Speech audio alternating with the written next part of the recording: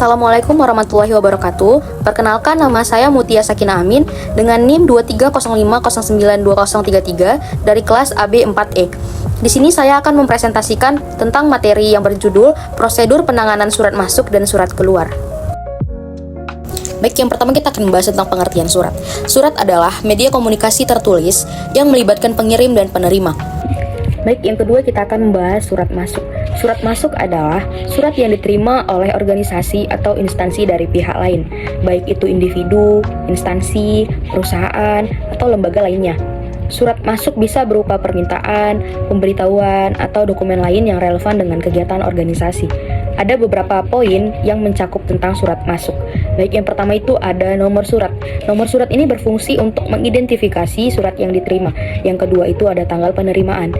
Tanggal penerimaan ini menunjukkan kapan surat diterima. Yang ketiga itu isi surat. Isi surat ini berisi tentang ringkasan atau informasi yang terkandung dalam surat tersebut. Yang keempat, tindak lanjut atau keputusan. Apakah surat tersebut perlu ditindaklanjutin atau tidak? Serta siapa yang bertanggung jawab gitu. Nah, baik, yang kedua kita akan membahas tentang surat keluar. Surat keluar adalah surat yang dikirimkan oleh organisasi atau instansi kepada pihak lain. Surat ini bisa berisi berbagai macam informasi, permintaan, atau balasan atas surat yang diterima. Ada beberapa poin-poin penting yang mencakup tentang surat keluar. Baik, yang pertama itu ada nomor surat. Nomor surat, setiap surat keluar diberi nomor untuk mempermudah pencatatan dan pengarsipan. Yang kedua, tanggal pengiriman. Tanggal pengiriman ini menunjukkan kapan surat tersebut dikirimkan. Yang ketiga, penerima. Penerima ini identitas pihak yang menerima surat. Yang keempat, isi surat, pesan atau informasi yang disampaikan di dalam surat. Yang kelima, tindak lanjut atau keputusan. Jika surat keluar berisi keputusan atau instruksi, maka bagian ini sangat penting. Yang keenam, ada tanda tangan. Tanda tangan ini biasanya surat keluar biasanya harus ditandatangani oleh pejabat yang berwenang. Baik, selanjutnya ada fungsi surat masuk. Fungsi surat masuk dibagi menjadi 6 poin. Yang pertama, sebagai alat komunikasi. Surat masuk berfungsi untuk menyampaikan informasi atau pesan dari pihak luar ke dalam organisasi.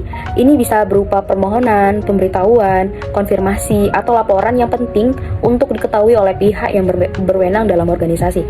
Yang kedua, sebagai dokumen resmi, surat masuk seringkali memiliki kekuatan hukum atau administratif karena dapat berisi keputusan, peraturan, izin, atau dokumen yang perlu diproses secara formal.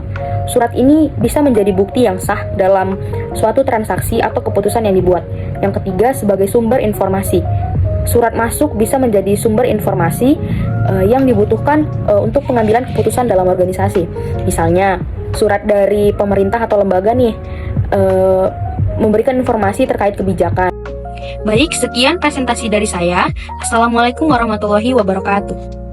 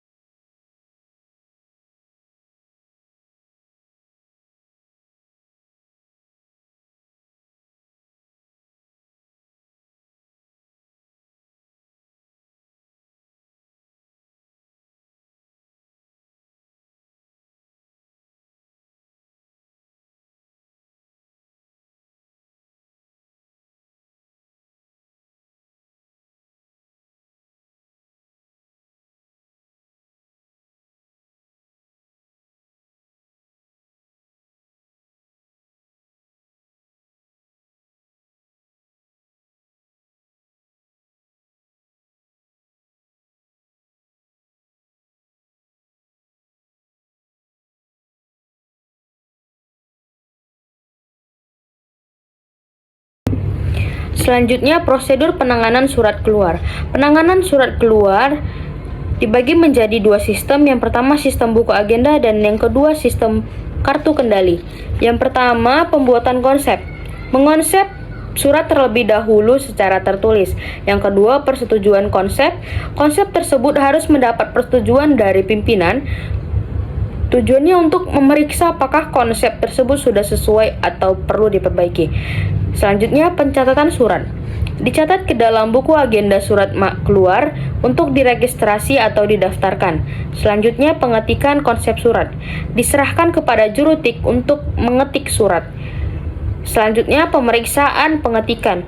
Jurutik harus memeriksa pengetikannya sebelum surat tersebut diprint. Selanjutnya, penandatanganan surat. Pejabat yang berwenang atau bertanggung jawab terhadap surat tersebut dan membutuhkan tanda tangan di atas nama terang. Selanjutnya, pemberian cap dinas yang sudah ditandatangani oleh penanggung jawab. Selanjutnya, diberi cap dinas atau stempel sebagai tanda sahnya surat. Selanjutnya, melipat surat. Surat yang asli dikirimkan ke alamat yang dituju dengan dilipat secara rapi dan menggunakan aturan melipat surat. Selanjutnya, menyampul surat. Masukkan ke dalam amplop, cantumkan nomor surat bila diperlukan. Yang kedua, sistem kartu kendali. Sistem kartu kendali dibagi menjadi beberapa poin. Yang pertama, penyusunan surat keluar. Surat keluar disusun oleh unit terkait dan disetujui oleh pejabat yang berwenang. Yang kedua, pencatatan pada buku register. Surat keluar dicatat dalam buku register atau sistem pencatatan elektronik. Mencatat nomor surat, tanggal, tujuan surat, dan perihal surat. Selanjutnya, pembuatan kartu kendali. Setiap surat keluar dilengkapi dengan kartu kendali yang berisi informasi surat, nomor, tanggal, tujuan, perihal, dan status pengiriman. Yang selanjutnya, distribusi surat. Surat dikeluarkan dan didistribusikan sesuai tujuan, baik melalui pos, kurir,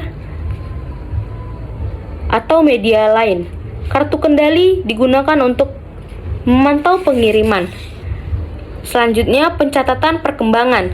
Setiap perkembangan atau konfirmasi penerimaan surat dicatat di kartu kendali, termasuk tanggal surat diterima oleh penerima. Selanjutnya, pengarsipan surat dan kartu kendali. Surat keluar dan kartu kendali diarsipkan untuk keperluan dokumentasi dan pelacakan di masa mendatang.